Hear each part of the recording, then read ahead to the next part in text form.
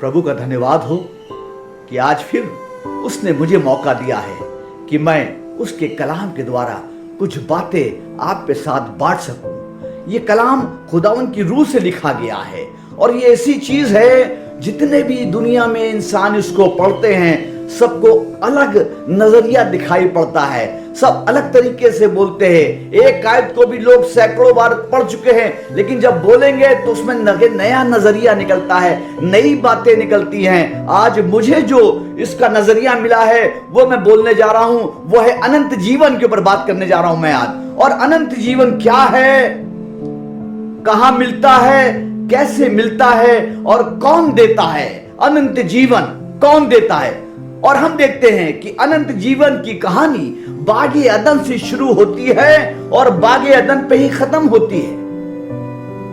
पैदाइश की पुस्तक से, उत्पत्ति की पुस्तक से शुरू होती है और प्रकाशित वाक्य पर खत्म होती है, मुकाशवा पे खत्म होती है।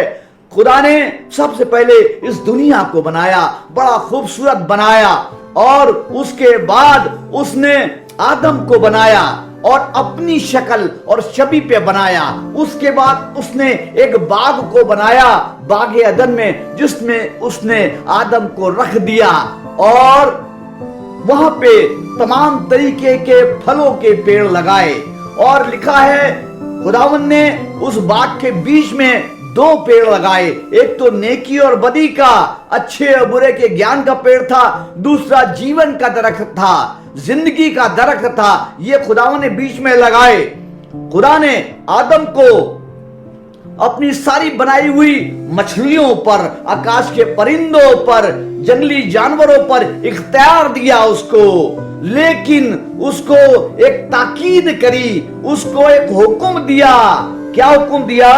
कि बाग में जितने भी फल के पेड़ लगे हैं तू उसका फल बेरोक तो खा सकता है, लेकिन नेकी और बदी के फल का, पेड़ के फल को तू कभी ना खाना। और सुनिए क्या लिखा है, जिस दिन तूने इसे खाया तू मरा। इसमें ऐसा नहीं लिखा जिस दिन तू खाएगा उस दिन तू मर जाएगा। तो इंसान सोचता है देखा जाएगा, जब मरेंगे तो देखा जाएगा। यहां पे लिखा है जिस दिन तूने वो फल खाया तू मरा। ये खुदावन का हुक्म था और आदम ने खुदावन का हुक्म नहीं माना और खुदावन ने क्या करा?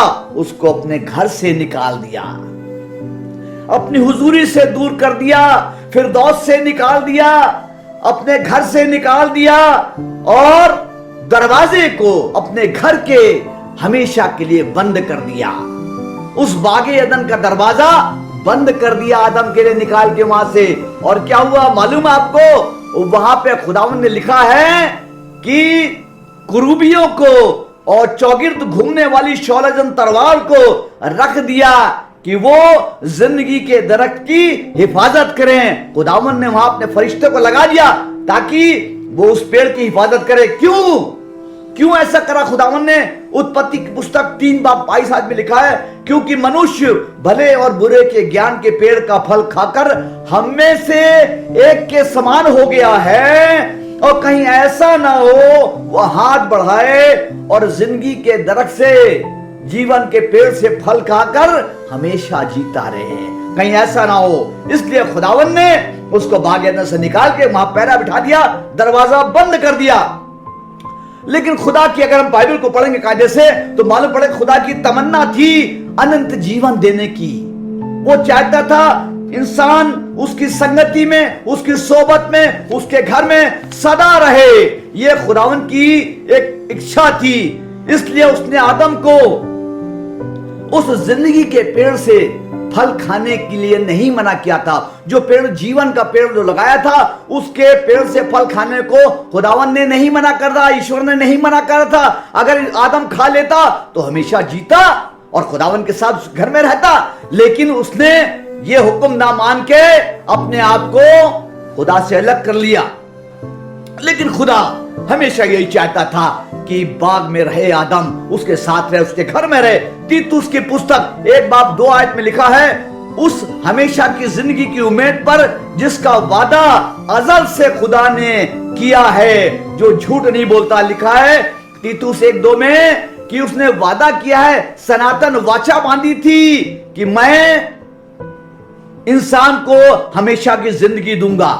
वो झूठ नहीं बोलता, इसलिए उसने समय समय पर अपने लोगों को, अपने नबियों को, अपने पैगंबरों को, अपने पैकरों को इस दुनिया में भेजा। उन्होंने आकर अनंत जीवन की बातें, खुदा की बातें, बादशाहत की बातें लोगों की बताई, लेकिन लोगों ने उस पर विश्वास नहीं किया, उनकी नहीं सुनी और मार डाला है। लिखा है मत्ती की इंजील 23 बाब 25 आयत में लिखा है, धर्मी हाबिल से लेकर जकरिया तक, जिसे तुमने मंदिर और वेदी के बीच में मार डाला। लेकिन खुदा इंसान से प्यार करता था, उसने तब भी एक कदम और उठाया और उसने अपने इकलौते बेटे को, जिससे वो बहुत प्यार करता था, उसने इस दुनिया में भेज दिया ताकि वो आकर मनुष्य को, इंसान को जिंदगी के बारे में बताए, ताकि इंसान फिर जिंदगी पाकर हमेशा उसके घर में सुकूनत करे। लिखा है यूहन्ना की इंजील तो 3:16 में सब जानते हैं, बड़ा कॉमन है, क्योंकि खुदा ने दुनिया से ऐसी मोहब्बत करी कि उसने अपना इकलौता बेटा बख्श दिया ताकि जो कोई उस पर ईमान लाए वो हलाक ना हो, हमेशा की जिंदगी पाए। ये खुदा का वादा था। खुदा ने वादा किया था, वाचा बांधी थी कि हमेशा की जिंदगी मैं इंसान को दूंगा, इसलिए उसने बेटे को भेजा और प्रभु ने इस दुनिया में आकर अनंत जीवन का सुसमाचार देना शुरू कर दिया। यीशु मसीह जब इस दुनिया में आए, उन्होंने क्या पैगाम दिया? यूहन्ना 10:10 में लिखा है, यूहन्ना 10:10, मैं इसलिए आया हूं कि तुम जीवन पाओ और बहुतायत का जीवन पाओ। मैं जीवन देने आया हूं। मैं तो चाहता हूं कि तुम अपने गुनाहों में ना मरो, बल्कि वो अनंत जीवन पाओ जो तुम्हारे लिए मेरे पिता ने अपने घर में रखा हुआ है। फिर यीशु कहते हैं यूहन्ना की इंजील उसका 14 बाब 24 में कहते हैं, जो वचन तुम सुनते हो ये मेरा नहीं है, मेरे पिता का है जिसने मुझे भेजा है। मैं वही वचन बता रहा हूं, जिंदगी की बातें बता रहा हूं, अनंत जीवन की बातें बता रही हूं, खुदावन के घर की बातें बता रहा हूं। ये मेरी नहीं, मेरे पिता की, जो उसने मुझे भेजा, मुझे बताया है कि जाकर ऐसा करो। फिर कहते हैं यूहन्ना 5:24 में कहते हैं, मैं तुमसे सच सच कहता हूं, जो मेरा वचन सुनकर मेरे भेजने वाले पर विश्वास करता है, अनंत जीवन उसका है। बड़ी कितनी गहरी बातें हैं कि जो मेरे भेजने वाले पर विश्वास करता है, ये बातें सुनकर अनंत जीवन उसका है। फिर कहते हैं यूहन्ना की इंजील 8 बाब 24 आयत में, यूहन्ना 8:24 में, यदि तुम विश्वास ना करोगे कि मैं वही हूं। कौन वही हूं? जो बागे अदन में था कि मैं वही हूं। अगर विश्वास नहीं करोगे तो तुम अपने गुनाहों में मर जाओगे। यह है खुदा ने कहा। और हमें क्या करना है? हमें एक भेड़ की तरह खुदा के पीछे चलना है। अगर हम चाहते हैं अनंत जीवन को पाना, अगर हम चाहते हैं खुदा के घर में वापस जाना, तो हमको खुदावन के पीछे पीछे चलना होगा। यूहन्ना की इंजील 3 बाब 36 में लिखा है, जो पुत्र पर विश्वास करता है अनंत जीवन उसका है। ये सब अनंत जीवन की बातें हैं। प्रभु में दुनिया में रहकर प्रभु ने अनंत जीवन की बातें कही, खुदा की बादशाहत की बातें कही, लेकिन लोगों ने उस पर विश्वास नहीं किया और हमेशा की जिंदगी से महरूम हो गए। पतरस ने और चेलों ने पहचान लिया खुदावन को, और पतरस कहता है यूहन्ना 6 बाब 68 आयत में, खुदावन से कह रहा है, हम किसके पास जाएं? जीवन की बातें, अनंत जीवन की बातें तो तेरे पास है खुदावन। तू जो बातें करता वो अनंत जीवन की है। हम क्यों इधर उधर भटके? हमको तो अनंत जीवन चाहिए। प्रभु ने अपनी जान को देकर सलीब पर अपना लहू बहाकर उस शैतान के बंधनों को तोड़ डाला, उस मौत के डंक को तोड़ डाला, जो कर्स हमारे ऊपर लगा था उसको तोड़ डाला। वो पर्दा जो हमारे और खुदा के बीच में था उसको 2 टुकड़े कर दिया और अपने खून के जरिए से हमारा मेल खुदा से करा दिया। अब हम सीधे खुदावन के पास जा सकते हैं अनंत जीवन के लिए। लेकिन एक तरीका है अनंत जीवन को पाने का, और अनंत जीवन के वारिस होने का एक तरीका है, वो है प्रभु यीशु मसीह। एक ही मार्ग है, क्योंकि यीशु मसीह कहते हैं मार्ग मैं हूं, मेरे ही द्वारा अनंत जीवन मिलेगा तुम्हें। मार्ग मैं हूं। आगे कहते हैं दरवाजा मैं हूं। आपको मालूम है वो दरवाजा जो बागे अदन का बंद कर दिया गया था और हमको निकाल दिया था, उसके बारे में कुलुसियों में लिखा है 1:21 में, कुलुसियों 1:21 में लिखा है, तुम जो पहले निकाले हुए थे, हमें निकाल दिया गया था, गेट के बाहर कर दिया गया था, क्योंकि हमने गुनाह किया था, इसलिए हम बाहर निकाल दिए गए थे खुदा के घर से।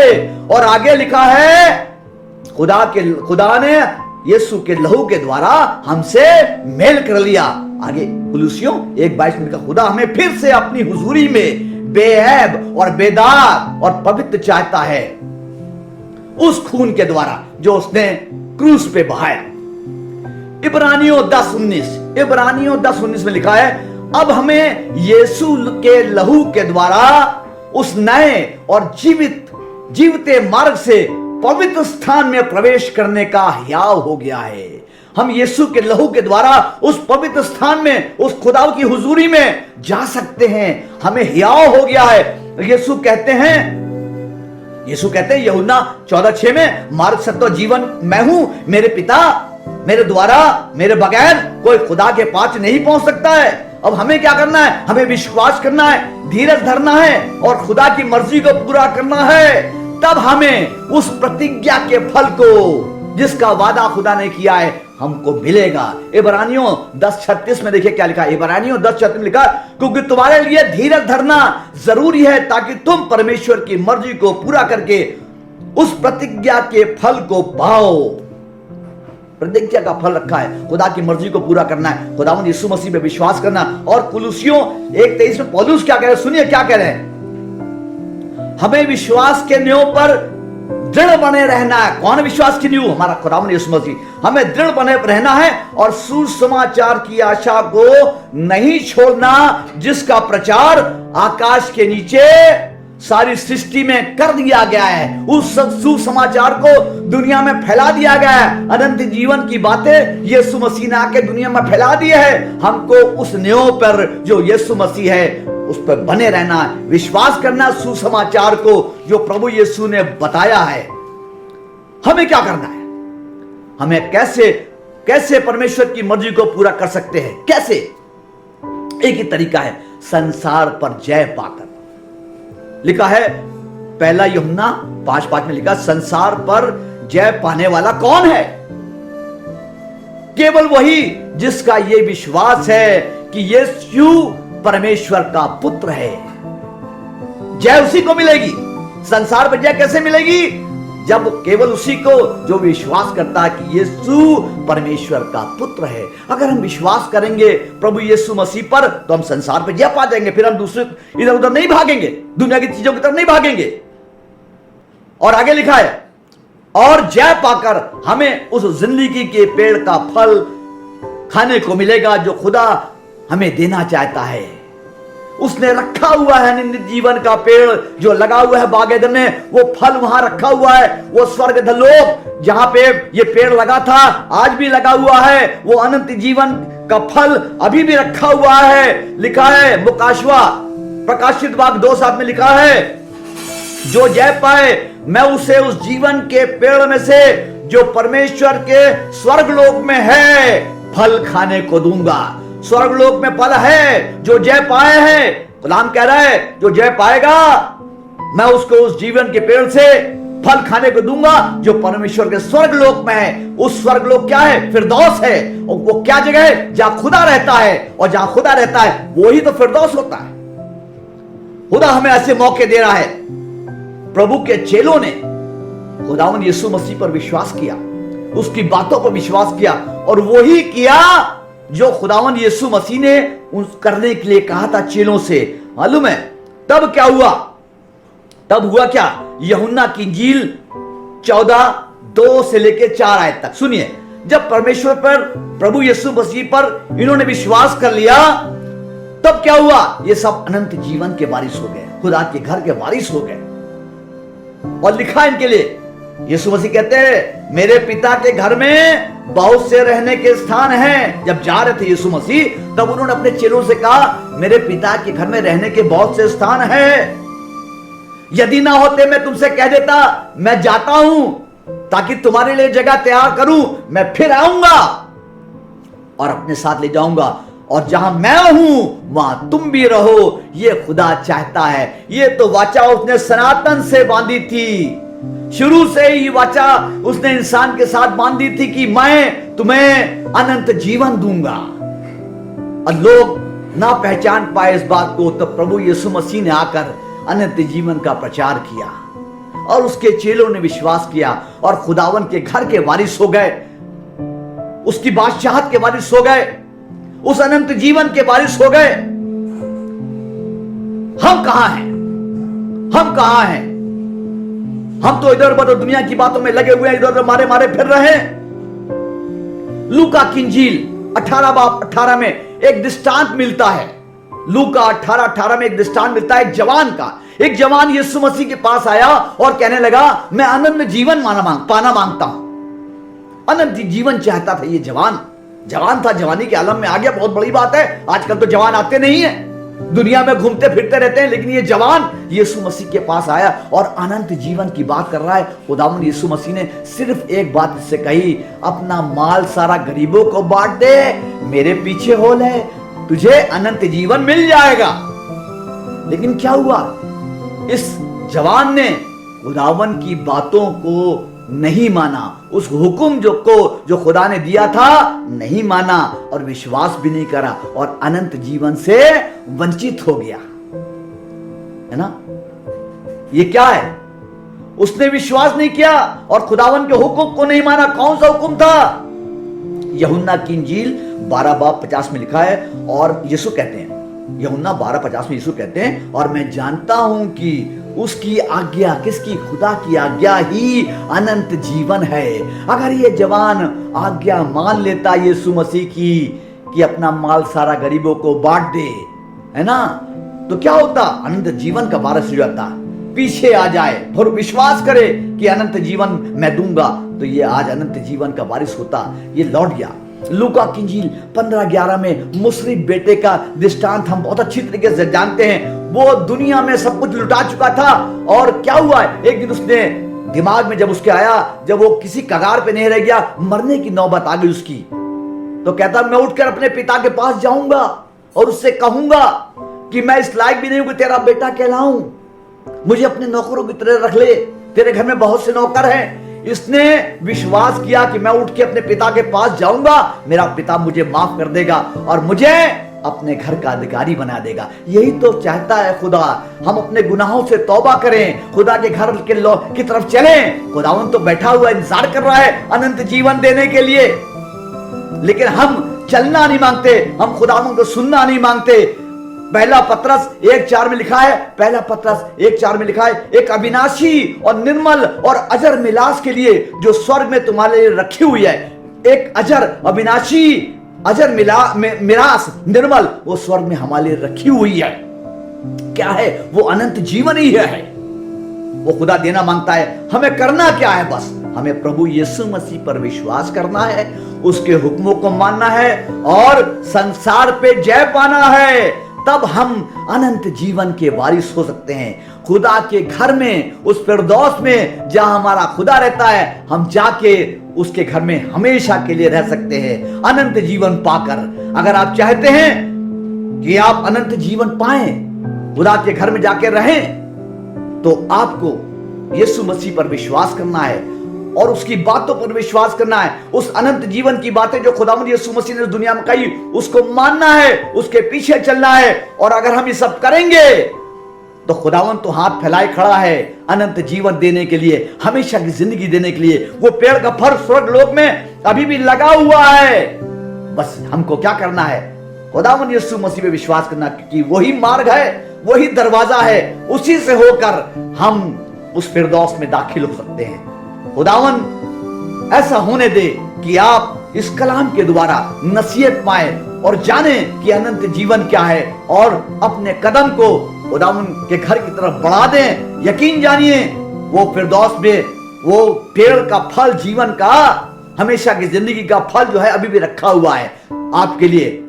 आप जिस दिन वहां पहुंच जाएंगे, आप अनंत जीवन के वारिस हो जाएंगे, खुदा के घर में रहने पाएंगे और उस स्वर्ग लोक में हमेशा की जिंदगी व्यतीत करेंगे, उस फिरदौस में खुदा के साथ हमेशा रहेंगे।